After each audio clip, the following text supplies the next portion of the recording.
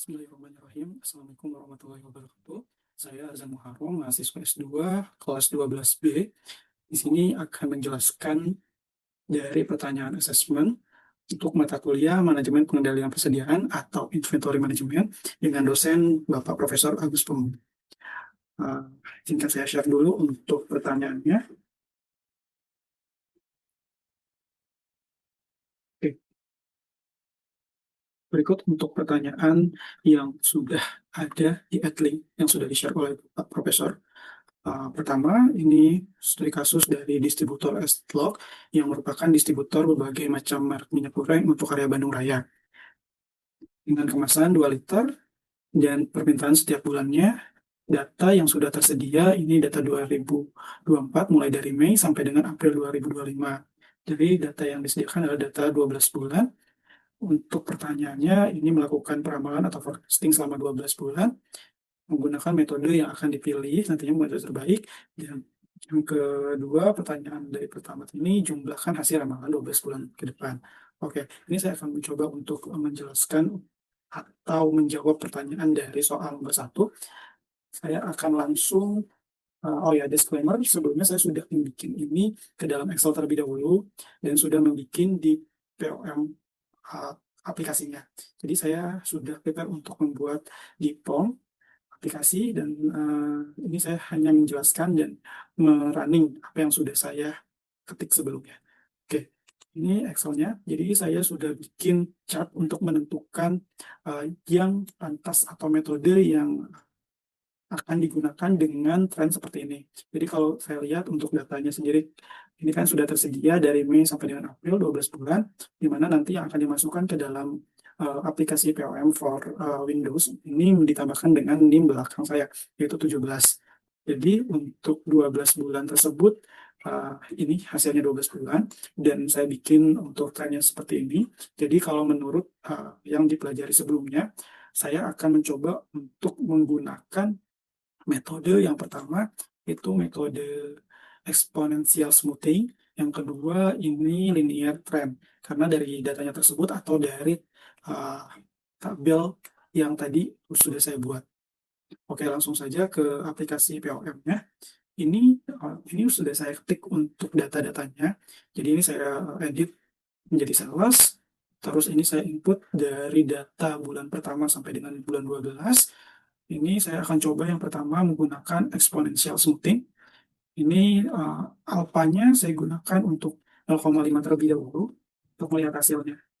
Nah, untuk hasilnya sendiri itu saya merujuk kepada bias, terus lebih ke MP-nya, mean absolute percent error-nya. Di sini 19%. Ini saya coba edit lagi, terus saya coba pindahkan ke 0,4. Nah, ini lebih bagus dari yang sebelumnya. Jadi kalau kita bandingkan tadi untuk MP-nya atau mean absolute percent error-nya, dia lebih rendah. Yang tadi 19%, yang ini 18%. Coba kita turunkan lagi untuk alpanya. Ini, untuk biasnya ini 1034. Kita coba pindahkan ke 0,3. Nah, ini sebenarnya sama untuk mean absolute percent error-nya di 18%. Cuma kalau kita bandingkan dengan biasnya tadi kan 1000, tidak sampai dengan 1306. Jadi untuk alpanya lebih baik masih menggunakan 0,4.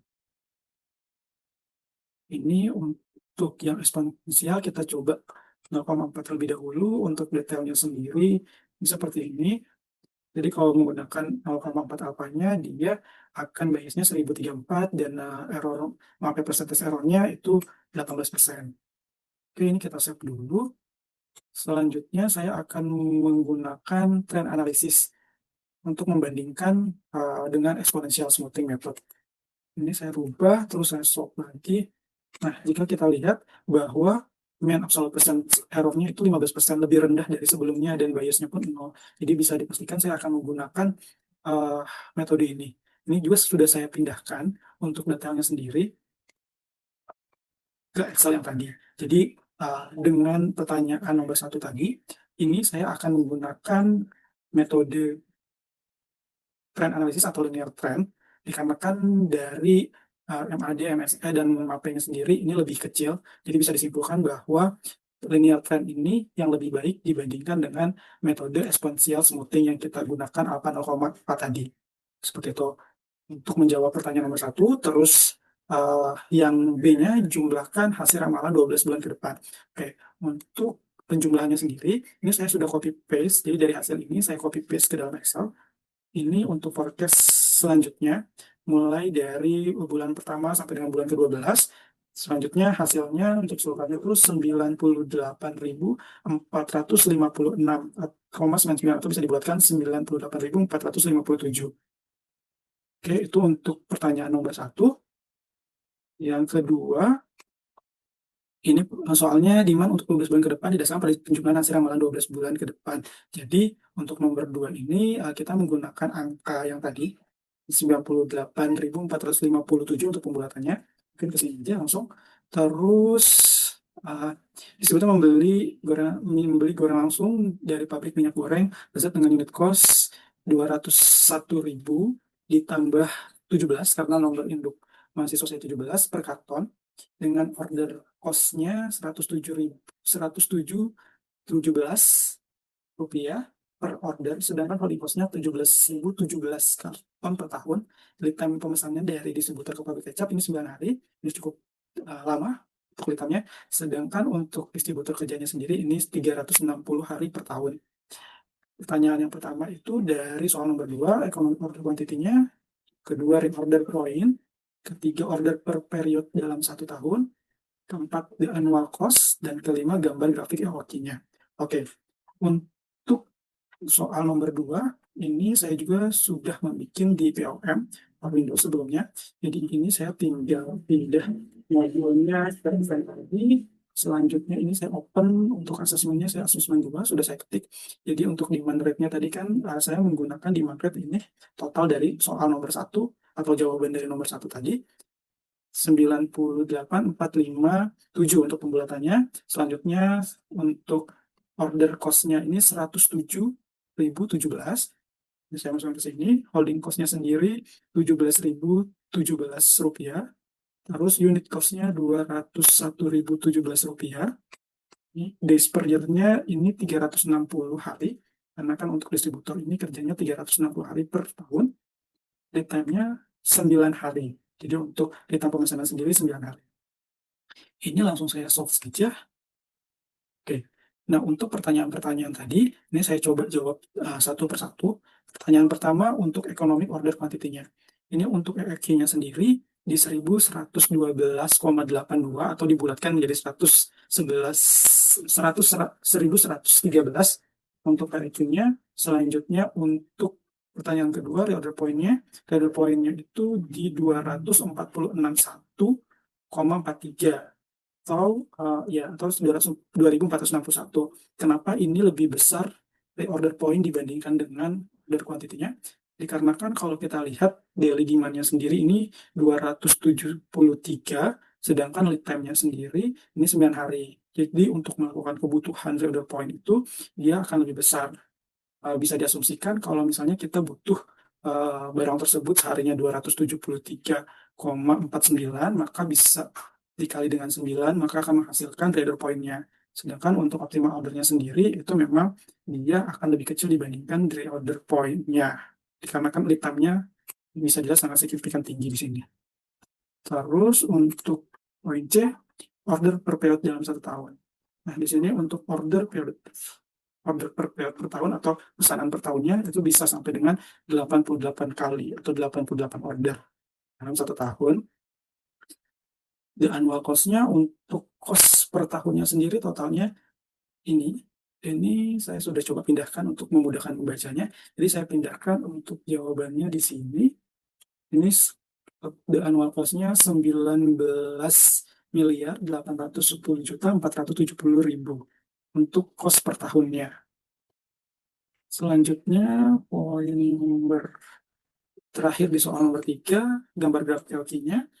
Ini kita coba buka grafiknya. Nah, ini untuk grafiknya, di mana untuk optimalnya sendiri, untuk optimal order quantity-nya sendiri di 1112 dengan cost yang paling rendah. Total cost-nya tadi, kalau kita lihat tadi kan di angka 18 jutaan ya, 18 juta sekian. Betul. Jadi ketika order ini di 1112,82 itu dia akan memenuhi cost paling rendah. Selanjutnya pindah ke soal nomor 3. Berdasarkan data soal nomor 1 dan nomor 2, pabrik minyak goreng lezat memberikan tawaran diskon 7% untuk unit pembelian 15.000 sampai dengan 12.000 karton. Terus selanjutnya 12% jika melakukan pembelian paling sedikit 30.000 karton. Dengan holding cost 0,8% per tahun dari unit cost dengan menggunakan aplikasi PLM for Windows. Pertanyaannya, ini hitung untuk optimal ordernya, yang kedua untuk the annual cost-nya. Oke, ini saya akan tunjukkan di Excel terlebih dahulu. Ini saya sudah bikin summary-nya. Jadi unit cost-nya tadi 201.017 rupiah dengan holding cost-nya tadi 0,85%. Jadi kalau kita lihat harganya, kalau melakukan pembelian tadi kan 15.000 sampai dengan 29.900 karton, ini harga setelah diskonnya menjadi per unit cost-nya menjadi 186.945,81 rupiah. Tapi jika dia melakukan pembelian sama dengan atau lebih dari 30.000 karton, diskonnya 12%, maka fresh after diskonnya itu 176.894,96. Oke, ini saya akan pindah ke PLN-nya. Ini karena modulnya sudah dengan di inventory, terus saya akan coba buka yang asesmen soal nomor 3. Ini saya sudah ngetik sebelumnya. Untuk demand rate-nya ini menggunakan forecast 12 bulan yang sebelumnya. Case yang saya gunakan adalah yang ini, 98457 untuk pembulatannya. Selanjutnya ini ordering cost-nya menggunakan yang sebelumnya juga. Jadi untuk ordering cost-nya 107.017 rupiah. Terus untuk holding cost-nya, ini sesuai pertanyaannya bahwa holding cost-nya adalah 0,85% dari unit cost-nya. Terus untuk diskon yang pertama itu kalau pembelian 15.000 sampai dengan 29.000, ini price-nya menjadi 186.946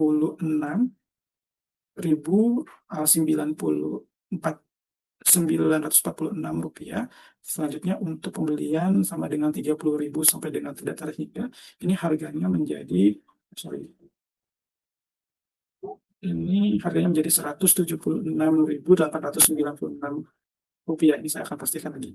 Ya, jadi 176.894 rupiah. Ini setelah dikurang dari diskon. Kita coba solve. Jawab dari pertanyaan yang tadi. Jadi kita coba ke untuk pertanyaan yang soal nomor 3 yang pertama, optimal ordernya. Untuk optimal ordernya itu di 30.000 untuk ordernya. Selanjutnya 30.000 karton. Jadi selanjutnya untuk poin kedua, the annual cost-nya. Dan akan mengeluarkan cost setahun sebesar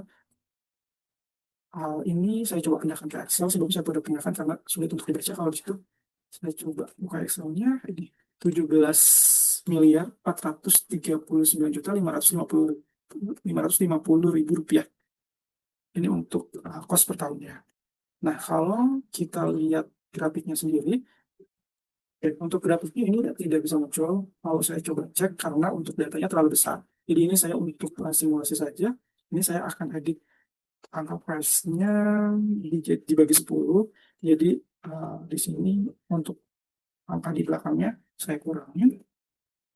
Terus saya buka untuk cost-nya. Nah, di sini terlihat bahwa ketika order kuantitinya di 30.000 karton, untuk cost-nya itu sangat turun drastis dibandingkan dengan order sebelum belum mencapai 30 karton. Jadi kita pastikan untuk optimal dari ordernya sendiri itu di 30.000 karton. Jadi dia mendapatkan cost yang sangat optimal. Sekian untuk jawaban dari asesmen mata kuliah manajemen pengadaan persediaan atau inventory management. Mohon maaf kalau ada kesalahan. Assalamualaikum warahmatullahi wabarakatuh.